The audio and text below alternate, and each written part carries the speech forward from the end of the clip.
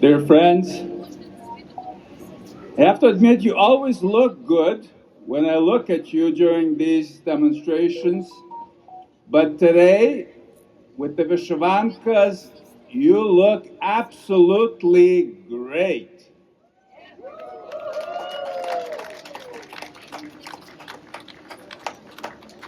Thank you for coming out for the commemoration of the International Vyshyvanka Day.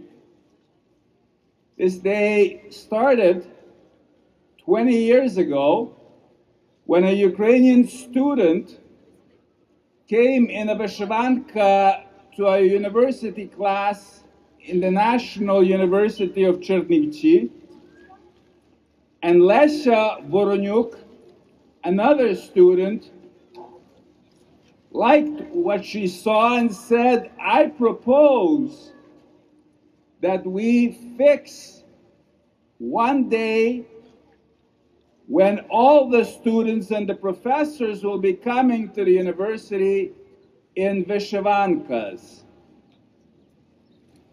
And that day became the third Thursday of May, where Ukrainians in Ukraine and around the world commemorate one of the most recognizable symbols of Ukraine's rich culture, along with the Ukrainian Easter egg, or the Pysanka. This day also gives us the opportunity to say collectively thank you to the Ukrainian armed forces and to the Ukrainian people that are defending our independence and defending Europe's territorial integrity.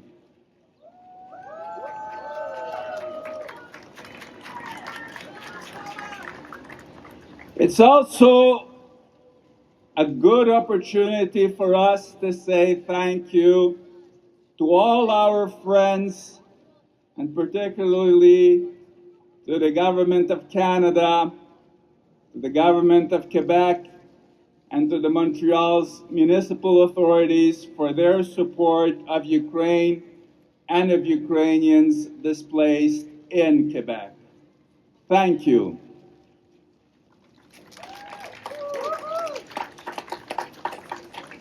At the outset of the all-out genocidal war against Ukraine, the Kremlin predicted that it will take over Ukraine in only 3 days. Well, today is the 1,550th day that Ukraine is defending its independence and Europe's territorial integrity.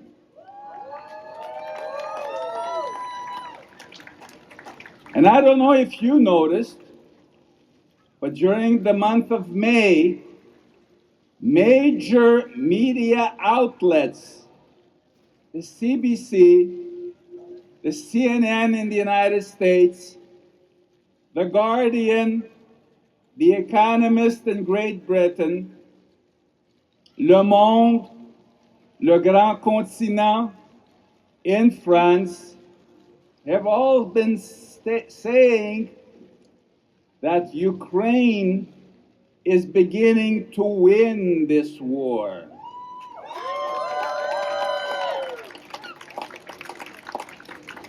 On May 20th, the CNN posted or published an article with a very blunt title stating, "Russia is losing in Ukraine."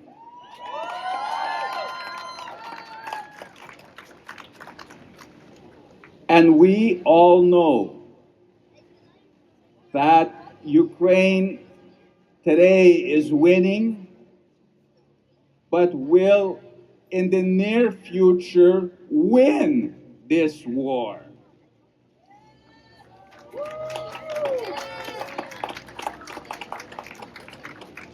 Our obligation as Ukrainians throughout the world is to ensure that that day comes as quickly as possible. Because Russia, sensing its defeat, is acting like a wounded bear.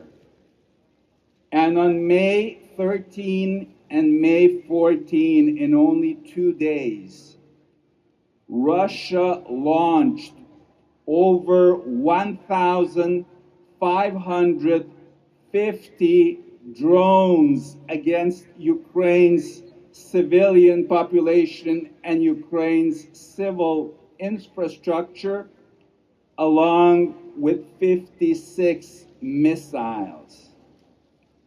This is absolutely a barbaric conduct, and we need to stop it. So today we are calling on Western leaders, in particular on the government of Canada, to show leadership in helping Ukraine protect its airspace and liberate all its territories. We're asking for the Western authorities to strengthen, not weaken, but strengthen sanctions so that Russia will not be able to fund this genocidal war. And we're asking for Western countries to confiscate Russia's frozen assets and to remit them to Ukraine to help Ukraine win and then to help Ukraine to reconstruct itself. Aujourd'hui, nous sommes réunis pour la Journée internationale de la Vyshyvanka ukrainienne, un des symboles les plus reconnus de la culture ukrainienne, avec les œufs de Pâques appelés les Pysankas. Nous sommes revenus ici, comme nous le faisons depuis quelques années, depuis le début de la guerre génocidaire de la Russie contre l'Ukraine, dans un premier temps pour dire un grand merci aux forces de l'armée ukrainienne qui défendent l'indépendance de l'Ukraine et défendent l'intégrité territoriale de l'ensemble de l'Europe. Un grand merci aux forces armées ukrainiennes.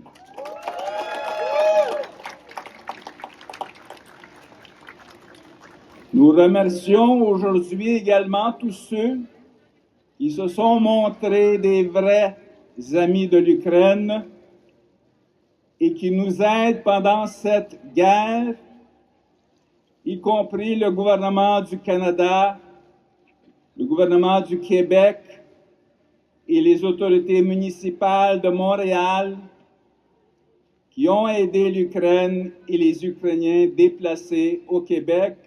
Aujourd'hui, on leur dit un grand merci.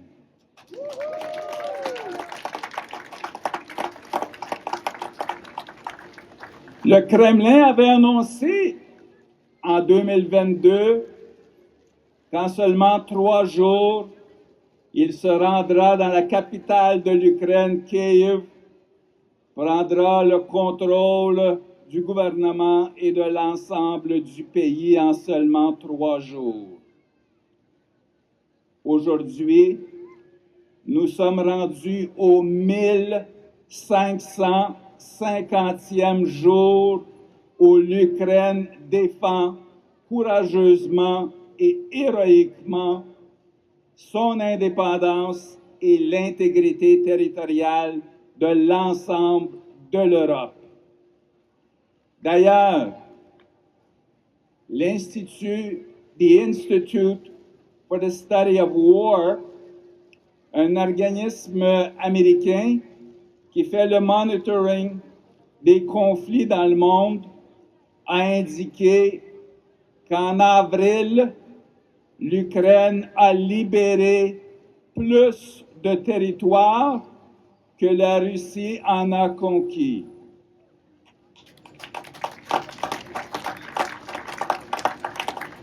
Les médias de renommée dans le monde écrivent sur les premières pages que l'Ukraine prend le dessus sur le champ de bataille. On le voit au Canada avec Radio-Canada, aux États-Unis sur CNN, en Grande-Bretagne avec The Economist et The Guardian, en France avec Le Monde et Le Grand Continent. Le 21 mai, le Grand Continent a publié un article qui veut tout dire. La Russie se prépare à une défaite en Ukraine. Et cette défaite de la Russie viendra et nous célébrerons ensemble bientôt une grande victoire de l'Ukraine, une victoire du bien sur le mal. Notre devoir collectif est de s'assurer que cette victoire arrive le plus rapidement possible, parce que la Russie, ayant senti une défaite, se comporte de façon tout à fait inacceptable. Les 13 et 14 mai, en seulement 2 jours, la Russie a lancé 1550 drones sur l'Ukraine et plus de 55 missiles. C'est absolument inacceptable et nous devons l'arrêter le plus rapidement possible, car ces missiles, ces drones visent la population civile de l'Ukraine, les enfants de l'Ukraine et les infrastructures civiles de l'Ukraine. C'est pourquoi nous demandons aujourd'hui aux autorités des pays de l'OTAN d'aider l'Ukraine à protéger son espace aérien et à libérer tous les territoires qui sont présentement occupés par l'armée russe. Nous demandons à ce que les sanctions contre la Russie soient plus sévères et non pas le contraire. Et nous demandons à ce que les autorités des pays de l'Ouest confisquent les avoirs russes gelés dans divers pays et remettent cet argent, ces fonds, à l'Ukraine pour que l'Ukraine puisse arrêter la Russie et assurer la paix, la sécurité et la stabilité dans le monde. Дорогі українці, щиро дякую, що ви сьогодні прийшли на цей день Міжнародної української вишиванки. Я б хотів би, щоб вас було 10 разів більше, але я вірю, що на другий раз ви подбаєте, щоб кожен з вас ще 2 особи, одну з правою рукою, одну з лівою рукою, ви притягнули на такі заходи, щоб ми могли дійсно продемонструвати нашу підтримку в цей критичний час для України, нашу підтримку Збройним силам України і українському народові.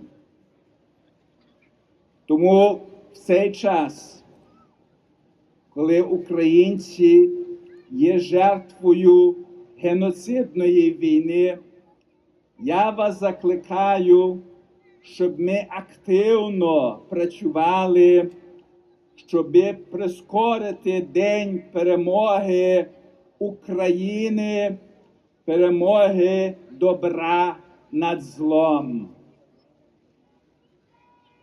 Я вас закликаю, щоб ви молилися за Україну і за український народ, щоб Господь Бог змилосердився над нашим народом і прискорив День перемоги.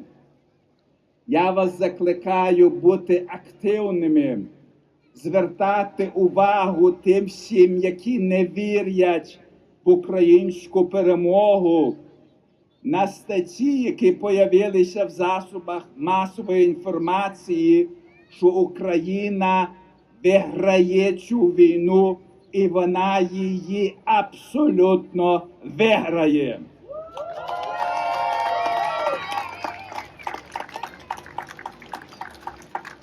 І я вас закликаю бути щедрими з вашими грішми і допомагати Україні в цей надзвичайно критичний час, коли Україна фактично захищає свою незалежність, територіальну цілісність цілої Європи і запобігає, щоб ми всі не були жертвами Третьої світової війни. Тому щасти Боже Збройним силам України та українському народові і бажаємо їм слава Україні! Слава Україні! Слава Україні!